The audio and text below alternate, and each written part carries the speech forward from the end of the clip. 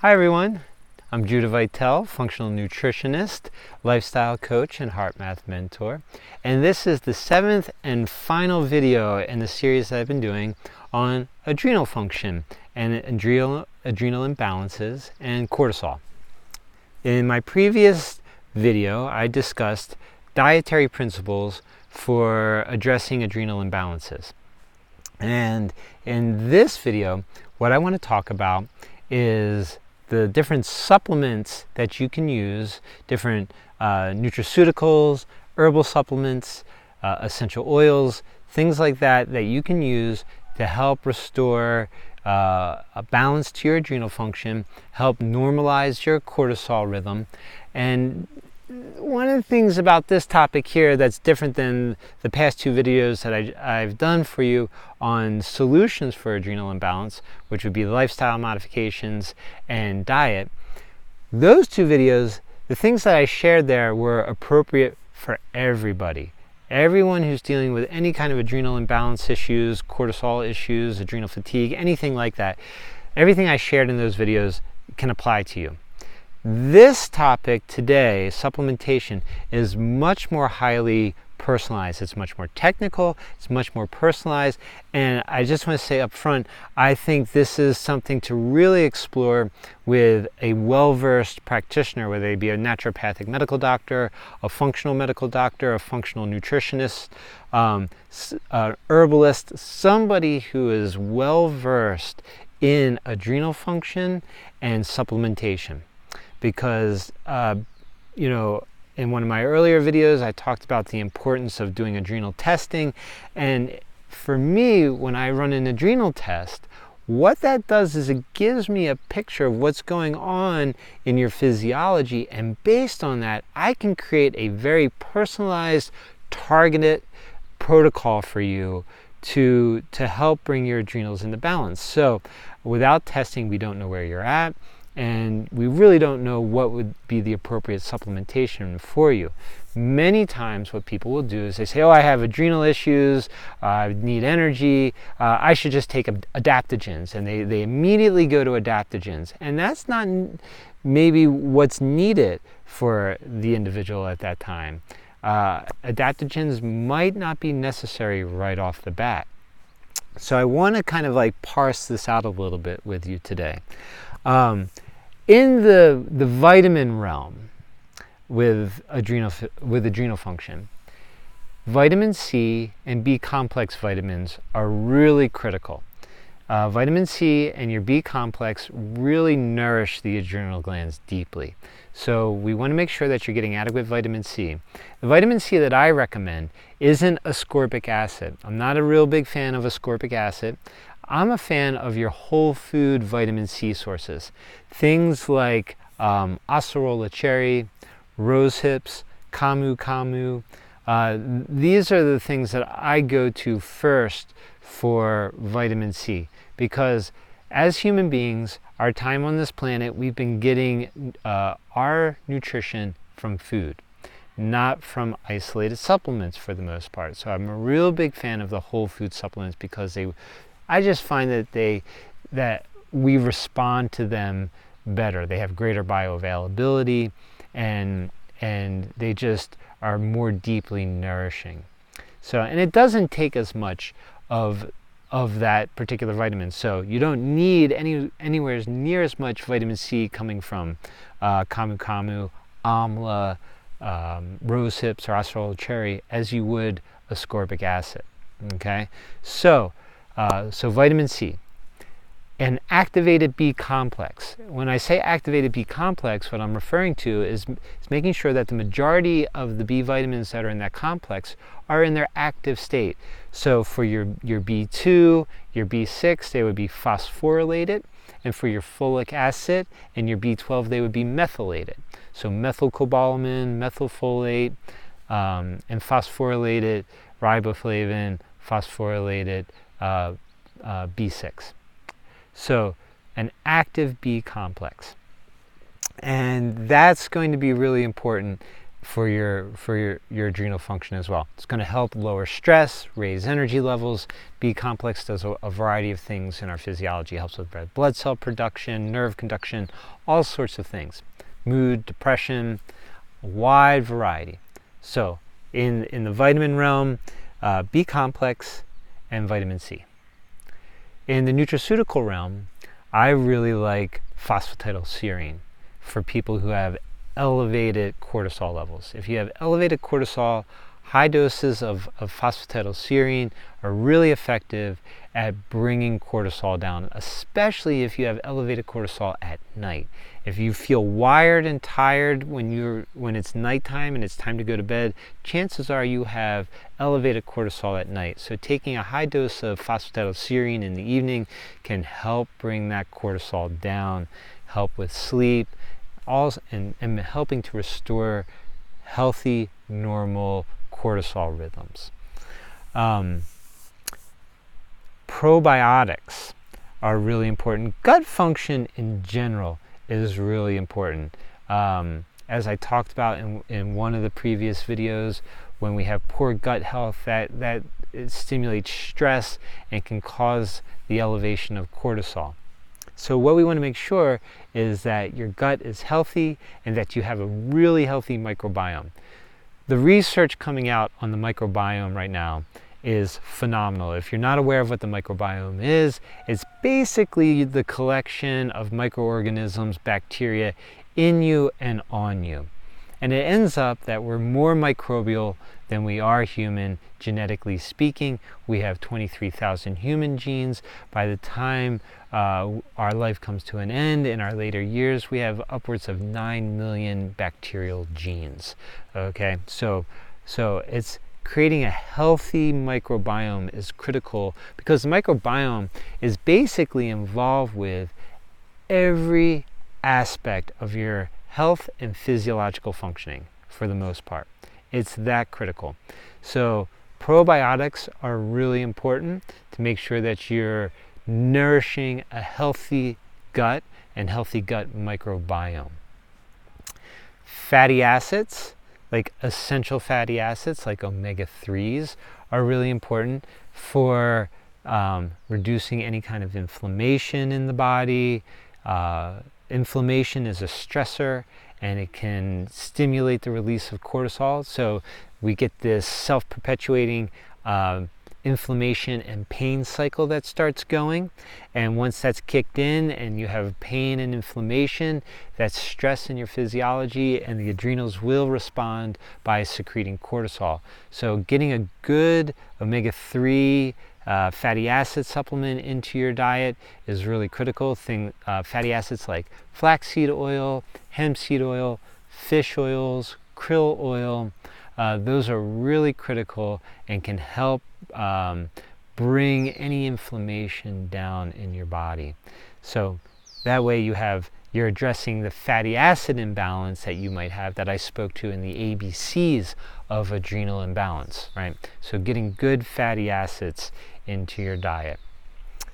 Now, as we kind of transition into the herbal realm, where I like to begin with herbs is in the nervine world, the world of nervines.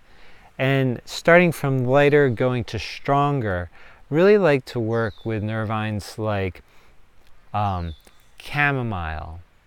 Very relaxing, great to have chamomile tea at night, so that can be very calming. So chamomile, lemon balm, those are some of your lighter ones, and then gradually getting a little stronger into passion flower and skullcap. These are some of my favorite herbs to begin working with to calm the nervous system down, kind of reducing the stress response in your physiology. Now, as we work to stronger nervines, hops, California poppy, and valerian can be used as well, especially at night before sleep. So to calm the nervous system down, to ensure that we get a really good restful night of sleep, because as I mentioned in one of the previous videos, that it's during sleep where we repair.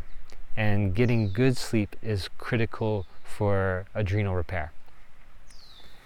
Another herb that I like to use for people with low morning cortisol is licorice root.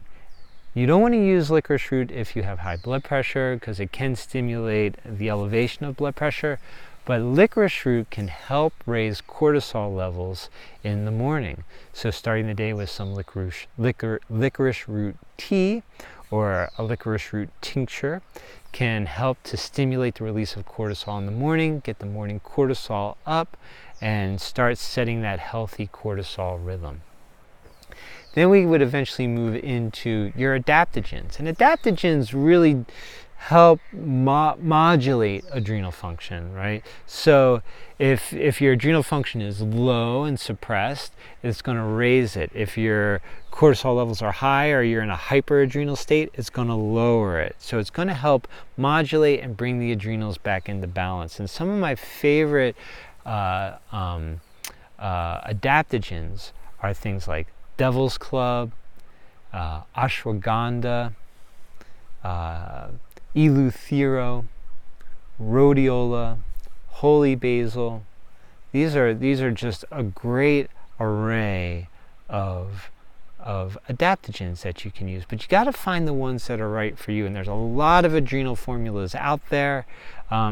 So many times you can go to a supplement department in a health food store and your eyes can glaze over with the sheer volume of choices that you have, especially in the realm of adrenals or things like vitamin C or B complex vitamins. There's so many different products out there. And that's why I really highly recommend working with an experienced practitioner. Many times they're working with products that they've tested in their clinic, they've gotten results from, they know exactly what to expect when they're working with them. So, and one last other thing that I really recommend for physiological function is digestive bitters before eating. Bitters can stimulate the vagus nerve also. The taste of bitter is really important for our digestive forces, for liver detoxification, and a variety of other things. But bitters are really an essential to any regimen that you have going, and I really like to use them to help stimulate the vagus nerve. And I, I was wrong in telling you it was the last thing, because I just remembered one other thing that I love to use, especially with really flatline cortisol, and that is adrenal cortex fractions. So actual adrenal glandular tissue is really good at raising cortisol or stimulating adrenal function. So when I'm working with somebody who has low morning cortisol and high evening cortisol, and I see that classic rhythm disruption, what I like to do is give them adrenal cortex fractions in the morning to help bring the cortisol up, and give them things like phosphatidylserine or other calming adrenal herbs or nervines at night to bring that evening cortisol down. So adrenal cortex fractions can help bring the cortisol up in the morning, and then using a nervine or something else to bring the function down in the evening, like phosphatidylserine. So now it get really easy to start taking a ton of different products here, and I really like to minimize the amount of products that people take. So taking a B complex, a vitamin C, a good adaptogen formula if you're at that point, or a good nervine formula, and then and maybe one other thing. So 3 to 4 things tops really is all that you need. You don't want to be on 10 or 15 different supplements, because I see that all the time. I have people bring boxes of supplements to me, and we go through them. And so I like to keep it as minimal as possible. And so this is just, like I said in the beginning, this is a much more technical area to work on. It's much more highly individualized, and I hope that some of this information will benefit you. I could go into, I might go into some of these different herbs one-on-one, like doing single videos on some of these herbs in the future, because I think it's really important that we get educated on them. But what I really want to emphasize is if you are someone who is suffering from adrenal fatigue, any kind of exhaustion, I highly recommend that you work with a skilled practitioner, functional medical, naturopathic, functional nutritionist, herbalist, somebody who's skilled in the realm of adrenal function. Get an adrenal stress index test done or a urine adrenal test done. That way you know where you're at and you can create a very personalized, targeted protocol for yourself. And by doing that and incorporating lifestyle and dietary modifications, you can begin to create a program for yourself that will help you on the road to recovery from adrenal fatigue, adrenal imbalance. I've seen it happen. It's possible. I know sometimes it can feel really hopeless. You feel like you've tried everything, nothing's working, and when you feel exhausted, the depression can set in, the feeling of hopelessness can set in, and I really empathize with how difficult that state is. But I just want you to know that I've seen people recover from adrenal fatigue. It is possible. It takes dedication, it takes consistency. You don't want to bounce around and try a variety of different things. Try this for a few weeks, then that for a few weeks. You really want to come up with a program and stick to it for 3 months, retest, see where you're at. I find that the second test is more important than the first test almost, because it's really seeing how your recovery is going. So get an initial test. 3 months later, after beginning a program, do a second test. That way you can kind of start tracking your progress. But it takes time. You know, it takes you a lifetime to get here. It's not going to take a lifetime to recover, but it is going to take time. So it takes consistency, dedication, being gentle with yourself, having patience. But healing does happen. One of the great gifts about being human is that we regenerate. So we do regenerate, we do heal, we're programmed to heal, and it can happen. If you want to learn more about what I have to offer or how to work with me, go to the link below at www.judahvitel.com. And if you have any comments or questions, leave them below. And I want to thank you for watching this video. If you've watched the entire series, thank you so much. I hope that it's been of benefit to you. I hope that it has informed you and enlivened you in some way, has been a benefit to you. And I hope you have a nourishing day.